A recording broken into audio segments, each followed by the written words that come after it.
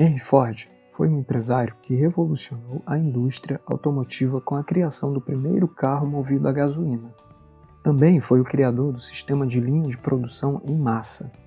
Ele nasceu em 30 de julho de 1863, em Michigan, Estados Unidos.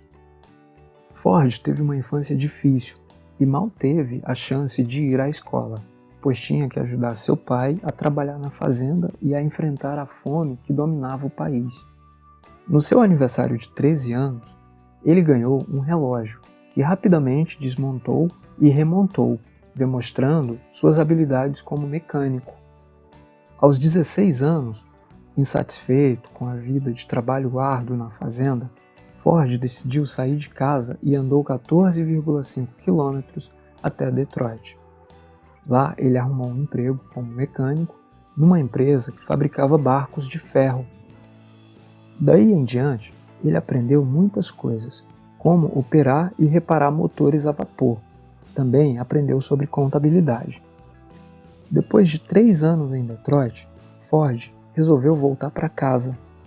Trabalhando na fazenda, descobriu que gostava de mexer com equipamentos agrícolas e se tornou especialista na operação do motor a vapor portátil Westinghouse.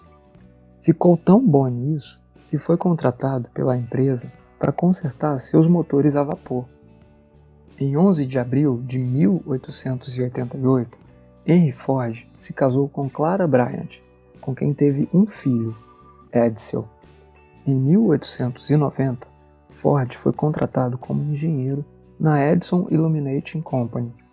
Já em 1893, ele se destacava tanto que foi promovido a engenheiro-chefe. Ao mesmo tempo em que evoluía em seu emprego, Ford ia desenvolvendo planos ambiciosos. Ele queria fazer uma carruagem sem cavalos, com preço acessível a qualquer um. Em 1892, ele construiu seu primeiro buggy a gasolina, que tinha um motor de 2 cilindros e 4 cavalos de potência. Em 1896, ele construiu seu primeiro modelo, o Ford Quadricycle. No mesmo ano, ele participou de uma reunião com os executivos da Edison, chegando a apresentar seus planos de automóveis ao próprio Thomas Edison. E o gênio da iluminação incentivou Ford a construir um segundo modelo. Em 1899, com o dinheiro arrecadado dos investidores após o desenvolvimento de um terceiro modelo de carro, ele deixou a empresa de Edison para continuar seu negócio de fabricação de carros em tempo integral. Sua primeira empresa, a Detroit Automobile Company, não deu certo, pois os investidores queriam que um carro de passageiro fosse colocado no mercado, enquanto Ford insistia em melhorar o modelo em que estava trabalhando, dizendo que ainda não estava pronto para os clientes. Sua segunda empresa, a Henry Ford Company, também fracassou. Os investidores desistiram, pois Ford estava obcecado com carros de corrida e a publicidade que poderia trazer à empresa. Teimoso, Ford insistiu e conseguiu arrecadar dinheiro para abrir outra empresa.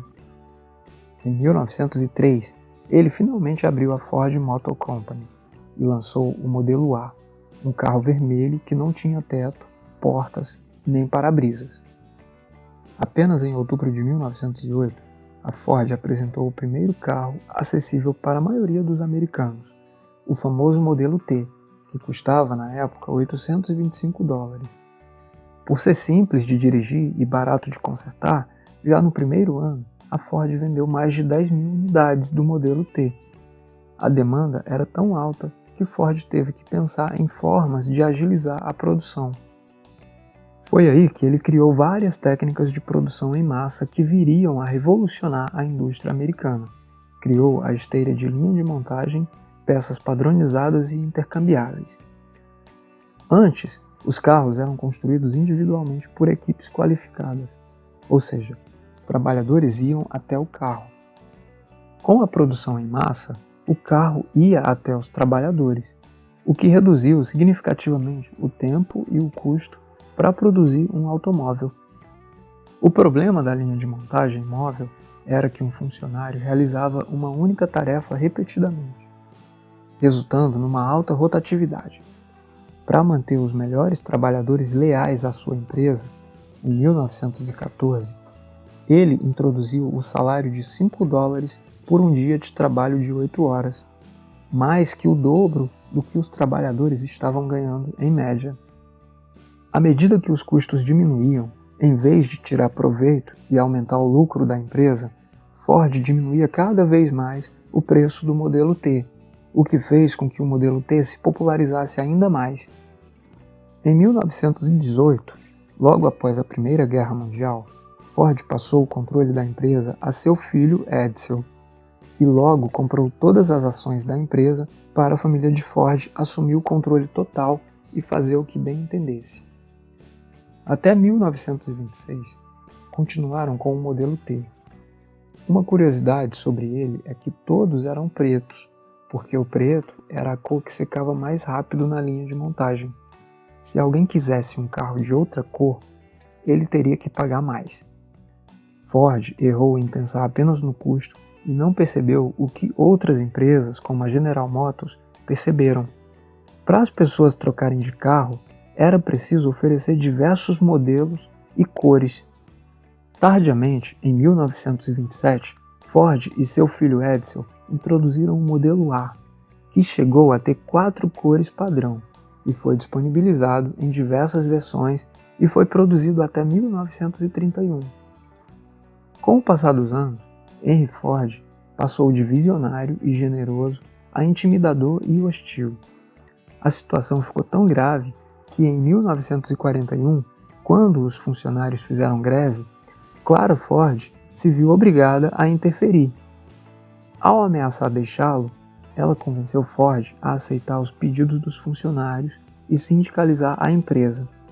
Além disso, Ford era visto como antissemitista, pois culpava os judeus por diversas coisas, como a Primeira e Segunda Guerras Mundiais.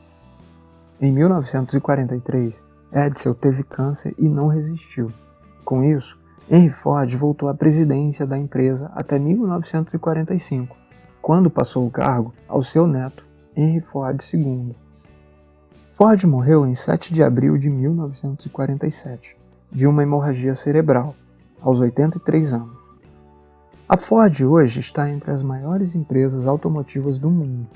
Como todo grande empreendedor que começou do zero, Ford fracassou muitas vezes antes de ter sucesso. Ao longo de sua vida, ele enfrentou diversos obstáculos e teve que contornar esses problemas para ter sucesso. Também deixou o legado da linha de produção em massa, que atualmente é usado nas mais variadas indústrias.